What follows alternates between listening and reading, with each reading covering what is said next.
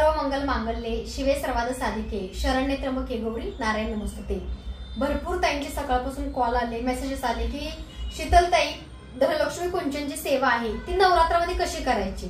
तर आज बघा नवरात्रीची पहिली माळ आहे, पहिला दिवस आहे। आज तुम्ही कुंचन सेवा केली आणि उद्या सकाळी उत्तर पूजा करून पुन्हा कुंचन सेवा केली तरी चालते, किंवा ज्यांना वेळ नाहीये किंवा ज्यांना म्हणजे तुमची इच्छा किती तीव्र आहे त्याच्यावरती ही सेवा डिपेंड करते। रोज केली तरी चालते, रोज सकाळी भरून दुसऱ्या सकाळी उत्तर पूजा करून पुन्हा भरू शकता, किंवा आज सेवा करू शकता आणि डायरेक्ट तुम्ही दसऱ्या दिवशी पुन्हा सेवा मांडू शकता उत्तर पूजा करून। आणि नंतर बघा आपलं कोजागरी पौर्णिमेपर्यंत सेवा देवा हलवत नाही आपण, तर पुन्हा कोजागरी पौर्णिमेला करू शकता।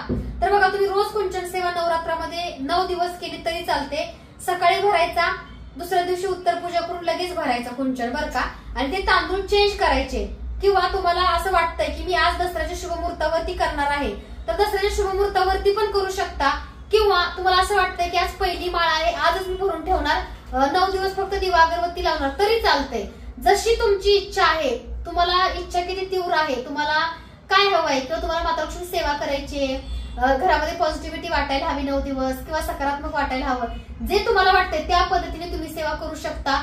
आज केली आणि डायरेक्ट दसऱ्या दिवशी तुम्ही ती उत्तर पूजा करून पुन्हा केली तरी चालते, किंवा रोज केली तरी चालते। रोज त्याचा तांदूळ सकाळी बदलायचा, पुन्हा नवीन तांदूळ भरून कुंचन सेवा करायची आहे।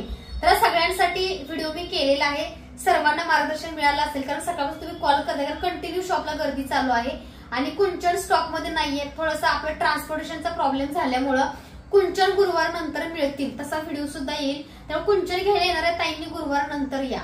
श्री स्वामी समर्थ।